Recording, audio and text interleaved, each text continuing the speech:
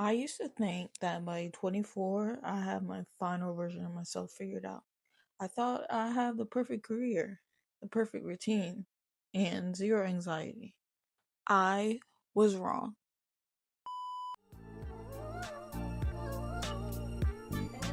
But in letting go of that expectation, I actually found 10 lessons that made my life 100% easier. If you feel like you're falling behind, this video is for you. Looking back, I realized most of my stress wasn't coming from my job or school. It was coming from my own head. So I want to start with the mindset shifts that changed my daily mood. The biggest one, learning that not every yes is a good thing. In my early years, I had this default yes setting.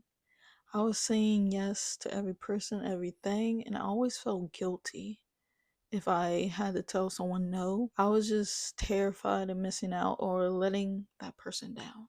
But I realized that every time that I say yes to someone else, I was accidentally saying no to myself, to my sleep, to my mental health, and to my own goals.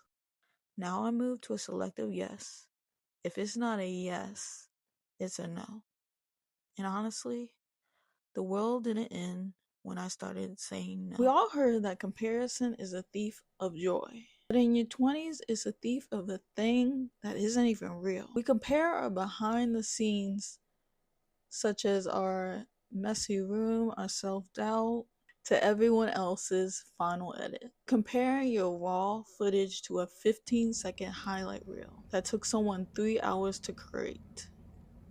You aren't falling behind a real person, you're falling behind a ghost.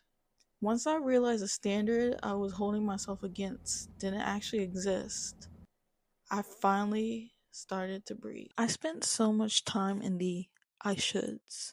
I should have a higher paying job right now. I should have graduated by now. I should be in a serious relationship. Should is such a heavy, shameful word. It implies there's a secret manual that everyone else got in life except for you. But there is no manual. These shoulds are just a societal pressure wearing a mask. When I stopped saying I should and started saying I want or I choose, my entire perspective changed. We're often taught that progress is a straight line up, but real growth looks like a J. When you start something new, a habit, a career, or even a YouTube channel, you actually get worse before you get better. You hit this dip where it's hard and you feel like a failure. I used to quit during the dip.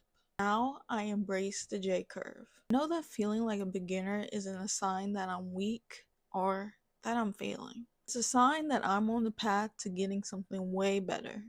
You have to be okay with being cringe for a while to get better. It's no surprise we are the most overstimulated generation in history, aka Gen Z. Every time there's a 5-second gap in my day, I just decide to reach for my phone.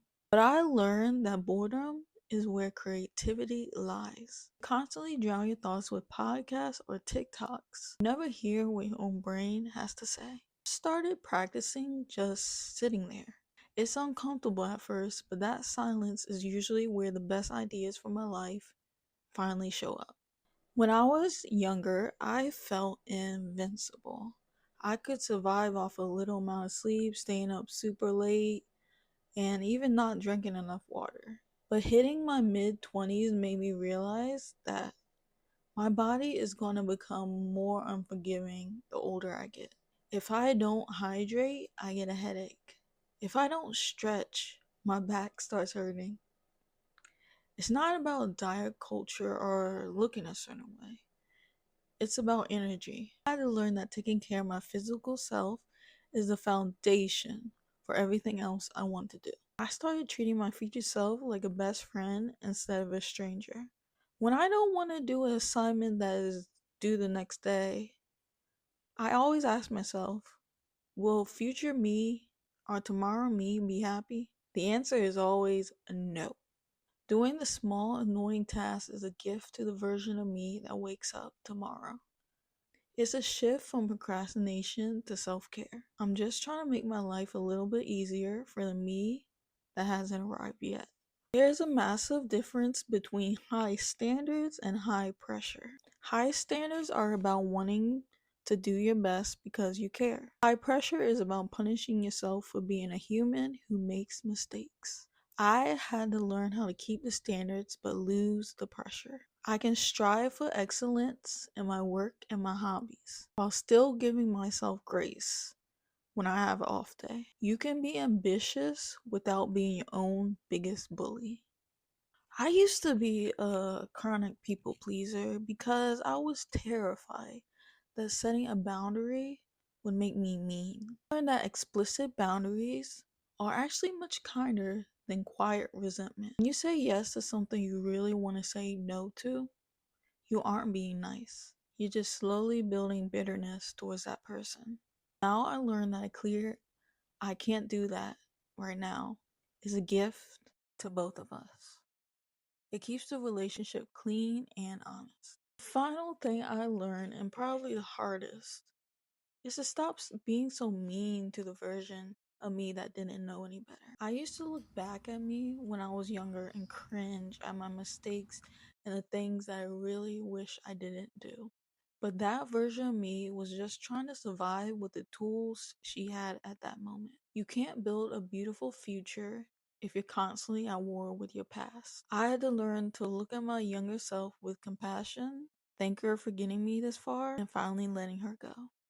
So that's it. 10 things that made my almost mid-20s feeling a little less like a crisis and more like a life. If you're watching this and you feel like you're failing at the adulting thing, you're not. I promise you, you aren't. You're just in the middle of your story. This is a brand new channel and a brand new journey for me, so thank you for watching and being here since the beginning.